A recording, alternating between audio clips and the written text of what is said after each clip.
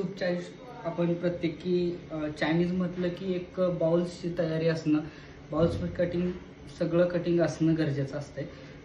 त्या हिशोबाने आपण सगळं कटिंग तुमच्यासमोर केलेलं आहे. ते प्रॉपर तुम्हाला ग्रॅमनुसार मी सांगत आहे. ठीक आहे.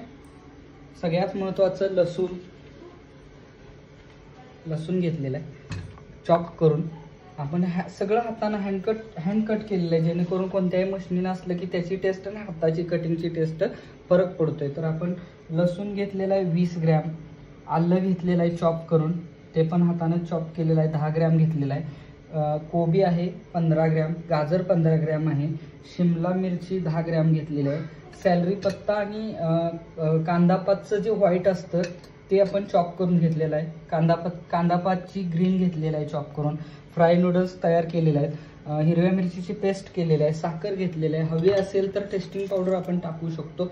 आणि त्या व्यतिरिक्त कॉर्नफ्लॉवरची वॉटर घेतलेलं आहे. आणि व्हेज स्टॉक महत्त्वाचा सगळ्यात तो आपण तयार केलेला आहे. हे सगळं तयार झालं की आपण सॉसेसकडे वळूया.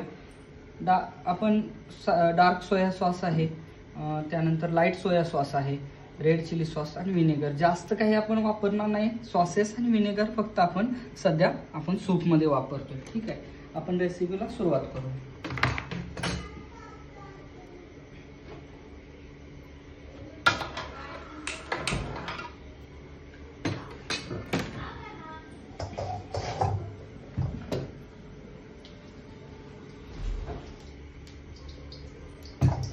साधारणतः 20 ते 30 ग्रॅम किंवा ml म्हणतो आपण, तर ते थोडंसं 20 ते 30 ml आपण ऑइल घेतलेलं आहे. 1 लिटरच्या सूपच्या प्रमाणानुसार तुम्हाला प्रमाण बरोबर देतोय, तर ते तुम्ही नोट डाऊन करून घ्या, जेणेकरून तुम्हाला त्याचं बेनिफिट होईल आणि तुम्हाला चांगलं टेस्टी सूप खायला मिळेल. त्या गरम तेल गरम झाल्यानंतरच आपण त्यामध्ये आलं, लसूण आणि शिमला मिरची आणि सॅलरी पत्ता टाकतो आणि त्याला चांगलं शिजवायला लावतो.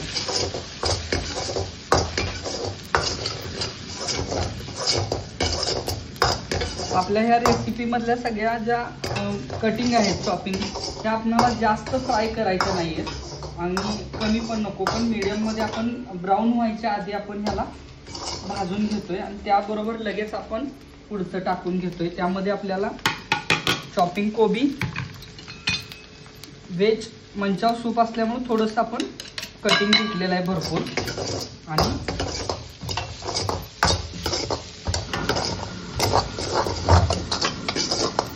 अशा पद्धतीने आपण त्याला भाजून घेतो.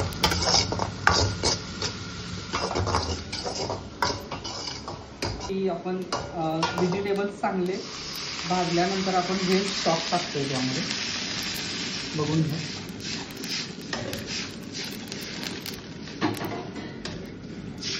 साधारणतः 1 लिटरच्या दरम्यान हा स्टॉक आहे आपला. ह्या स्टॉकला उकळायला लावतोय.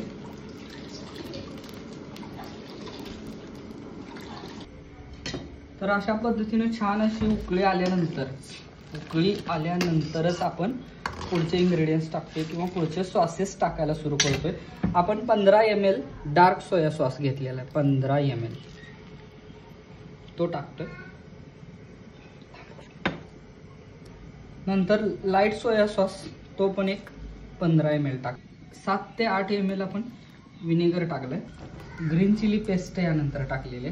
3 हिरवी मिरच्या मिक्सर करून त्याची पेस्ट आपण केलेली आहे ती टाकलेली आहे. त्यानंतर 1 चिमट ते 1.5 चिमट आपण व्हाईट पेपर पावडर टाकलेला आहे. त्यानंतर साखर 5 ग्रॅम घेतलेली आहे ती टाकतोय आणि चवीनुसार मीठ टाकतोय आपण यामध्ये. बघा सगळं व्यवस्थित समजतंय, लक्षात येतंय, त्या हिशोबाने तुम्हाला सांगतोय. कमी जादा काय वाटत असेल तर तुम्ही ॲडिशनल करू शकता. मिरची जास्त लागते, तिखट तुम्हाला हवंय तर ते करू शकता.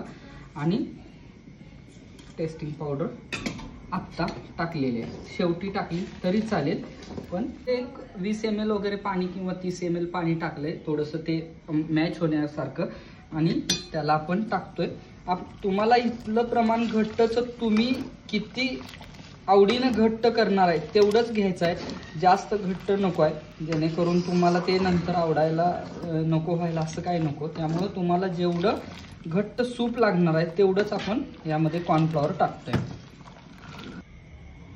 भरपूर असा पद्धतीने आपण घट्ट ठेवलेला आहे प्रमाण. साधारणतः 30 ग्रॅम आपण कॉर्नफ्लॉवर घेतला होता आणि तेवढा बरोबर पुरतोय.